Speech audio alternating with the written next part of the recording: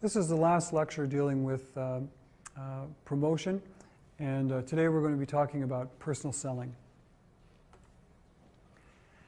The objectives for today are to talk about the role of a company's salesperson and how they create value for customers and build customer relationships, and identify some of the six steps in managing a salesperson. And we'll also talk about the steps involved in a sales call. So this is really, personal selling is really the interpersonal part of the promotion mix. This is the face-to-face communication. It's not through some medium like a newspaper or a website. It is a direct contact between the buyer and the seller. It's two-way communication, allows the salesperson to adjust the message according to the feedback that they're receiving. And as a result, it tends to be the most expensive form of promotion, but it's also the most effective. Now, we tend to think of a very stereotypical salesperson. Maybe you think of Herb Tarlek with a sort of a plaid jacket, someone that is constantly talking and just trying to sell you anything.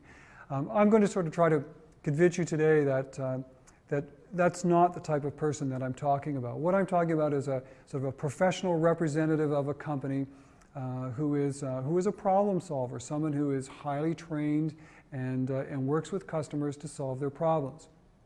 And in order to do this, I wanted to address some of the myths associated with selling. First of all, some people think that a salesperson is just a good talker, someone who just sort of goes on, and in fact, that's the opposite. And marketing is all about determining customers' needs, and that's what the salesperson does. They'll try to determine what people want, and then try to tell them how their product satisfies that need. What you don't want is someone that is sort of constantly talking to them and not paying attention to their needs, because that just turns off the buyer.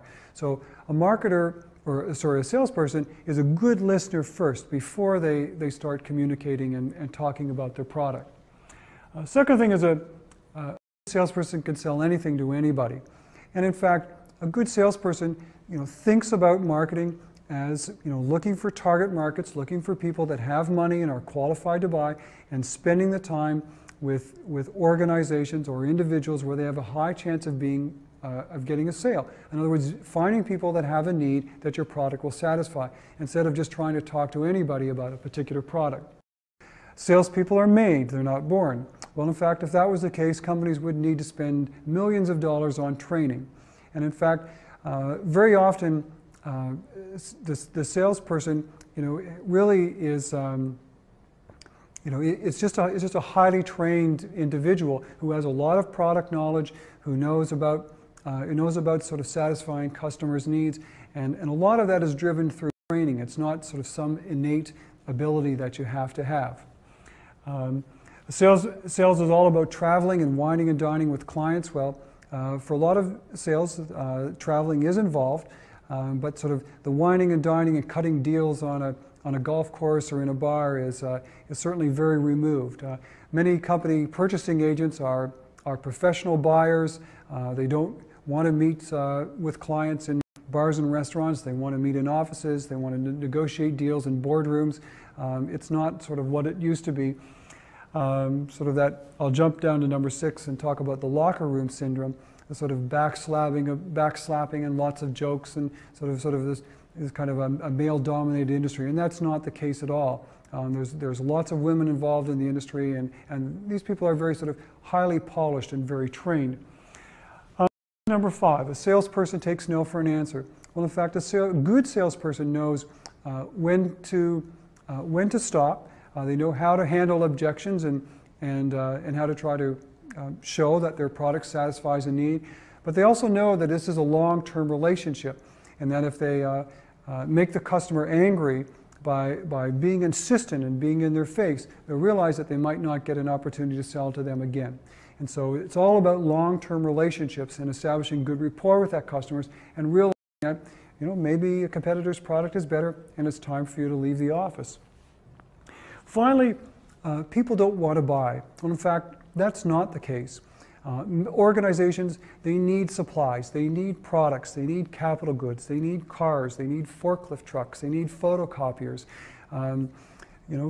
drugstores, they need products on their shelves. Grocery stores need products on their shelves. They need to buy product. And so they look to salespeople for information and satisfying the needs of their customers.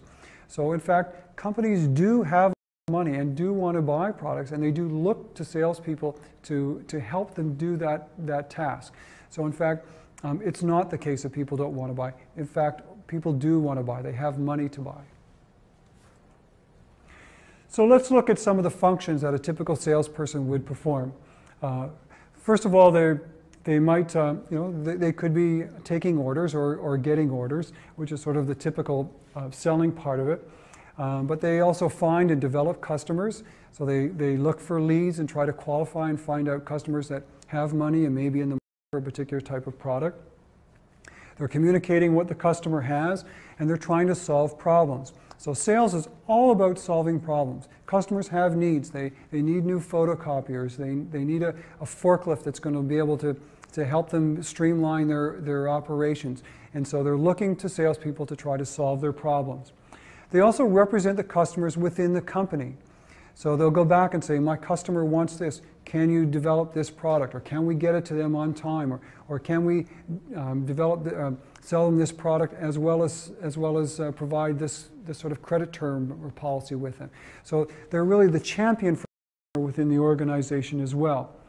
And they also there's not just sales, but they're also sort of directly responsible for customer satisfaction and the relationships with the company. They're the face of that company. When that sales representative comes along, it's like, oh, here's the XYZ guy or girl. Like they are the face and image of the company for many customers. From the sales management perspective, in other words, sort of managing salespeople, there's a number of functions or steps that sales managers do. The first thing they need to do is design the sales force strategy, how we're going to organize our sales reps. Then once we determine that, we're going to recruit and select them. So we might go to universities, put ads in newspapers, try to hire sales representatives from competitors or other industries, try to get the best people. Then we want to train them, not just in our products and our policies, but perhaps how to have successful relationships with customers, and what are the types of customers that we have and the types of needs that they will express. Then we'll compensate them either through financial or other intrinsic rewards, maybe through sort of concepts or contests or sort of some sort of recognition, supervising them, making sure that they're doing the job that they're supposed to be doing, and finally evaluating them for promotion and advancement. So it's a number of tasks that we need to do in order to keep our salespeople happy. Now I want to return back to designing sales force and talk a little bit about how sales forces are structured. Probably one of the most common ways of structuring them is basing them on geographic territory. So you'd have a sales representative for Toronto and one for sort of Eastern Ontario and one for Western Ontario. The other way of doing it is organizing them by product. So we might have salespeople that sell sort of groceries, and another salesperson sells cosmetics, and someone else sells clothing. And in fact, it may be a combine. We have someone who sells cosmetics in the Toronto area and someone that sells groceries in the Toronto area. And so you have a bit of a combination of geographic territory as well as product territory. Some companies organize their salespeople according to the customer. So, for example, you might have someone that looks after small customers, and someone looks after customers in a particular industry, or someone looks after key national accounts, and they also may have particular product lines that they're responsible for. So you end up with these very complex sales strategies, a mixture of the type of customers, the type of products, and the type of geography that they're dealing with.